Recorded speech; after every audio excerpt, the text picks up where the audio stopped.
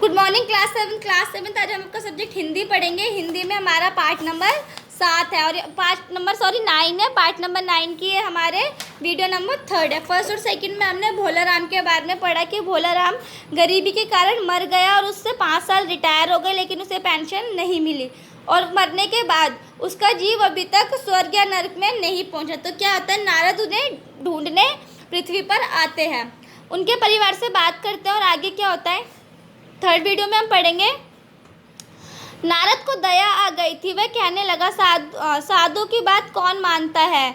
मेरा यहाँ कोई मठ तो है नहीं, फिर भी मैं सरकारी दफ्तर में जाऊंगा और कोशिश करूंगा। नारद क्या बोलता है कि मैं सरकारी दफ्तर में जाऊंगा और कोशिश करूंगा कि भोला राम की पेंशन मिल जाए।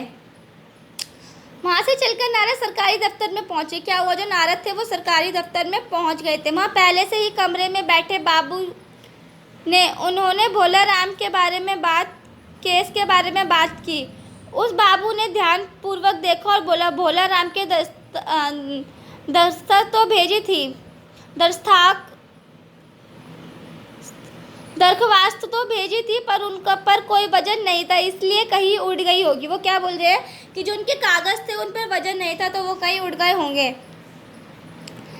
नारद ने कहा, भाई ये बहुत से पेपर वेट तो रखे हैं, इन्हें क्यों नहीं रखा? तो नारद कह रहे कि यहाँ पे इतने सारे पेपर वेट रखे हैं, आपने उन पेपर के ऊपर क्यों नहीं रखा?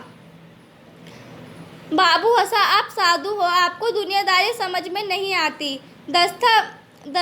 दस्तावेज पेपर वेट से नहीं दबती। और आप उस कमरे में बैठे बाबू से मिले। नारद उस बाबू के पास गए तो तीसरे के पास भेजा, तीसरे ने चौथे के पास, चौथे ने पांचवे के पास। नारद 25-30 बाबुओं और अफसरों के पास घूम आए। तब एक चपरासी ने कहा, महाराज आप क्यों इस झंझट में पड़ रहे हैं? आप इन साल भर भी यहीं चक्कर लगाते रहेंगे तो भी काम नहीं होगा। चपरासी क्या कह रहे हैं कि आप अगर 1 साल तक भी चक्कर लगाते रहोगे तो भी आपका काम नहीं होगा। उन्होंने आप तो सीधे बड़े साहब से मिलिए, उन्हें खुश कर लिया तो आपका काम हो जाएगा। चपरासी क्या कह रहे हैं कि आप बड़े बाबू से मिलो, अगर आपने उन्हें खुश कर दिया तो सब ठीक हो जाएगा। नारद बड़े साहब के कमरे में पहुंचे। बाहर चपरासी ऊग रहा था, इसलिए उन्हें नारद ने छेड़ा नहीं। बिना विजिटिंग कार्ड के आया देख साहब बड़े नाराज हुए। बोला, इसे कोई वंदिर समझ लिया क्या? खड़खड़ाते चले आए। चिट क्यों नहीं भेजी? नारद ने कहा, कैसे भेजा? चपरासी सो रहा है। क्या काम है? साहब ने रोब से पूछा। मतलब कि वो जो साहब थे उन्होंने एकदम मतलब कि बहुत गुस्से में पूछा कि आपको क्या काम है। नारद ने भोला राम के पेंशन केस बतलाया। नारद ने क्या करा, भोला राम के केस के बारे में बताया। साहब बोले, आप हैं वैरागी, दफ्तरों के रीति रिवाज नहीं जानते। असल में भोला राम ने गलती की। भाई यहाँ भी एक मंदिर है, यहाँ भी दान पुण्य करना पड़ता है। आप भोला राम के आत्मे मालूम होते हैं। भोला राम के दरख्वास्त उड़ गई हैं, उन पर जान रखिए। वो बोल रहे हैं कि जो उसके दस्तावेज हैं वो उड़ गए हैं, उन पर जान रखिए।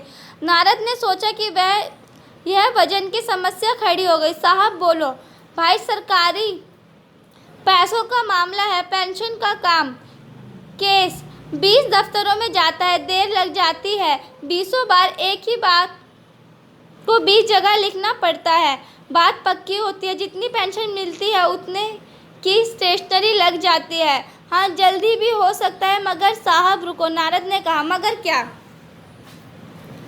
साहब ने कुटिल मुस्कान के साथ कहा, मगर वजन चाहिए।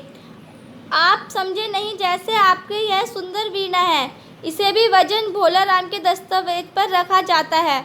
मेरी लकड़ी गाना बजाना सिखाती है, यह मैं उसे दे दूंगा। साधु संतों की वीणा से और उससे स्वर निकलते हैं। नारद अपनी वीणा छीनता देख जरा घबराए, फिर भी संभलकर उन्होंने वीणा टेबल पर रखकर कहा, यह लीजिए, यह जरा जल्दी उसकी पेंशन पर ऑर्डर निकाल दीजिए। वो कह रहे हैं कि जल्दी से ही उनकी पेंशन का ऑर्डर निकाल दीजिए। साहब ने प्रसन्नता से उन्हें कुर्सी दी, वीणा को एक कोने में रखा, घंटी बजाई। चपरासी हाजिर हुआ। साहब ने हुक्म दिया, बड़े बाबू से भोला राम के केस की फाइल लाओ। वो क्या कह रहे हैं कि बड़े साहब से भोला राम के केस की फाइल लाओ।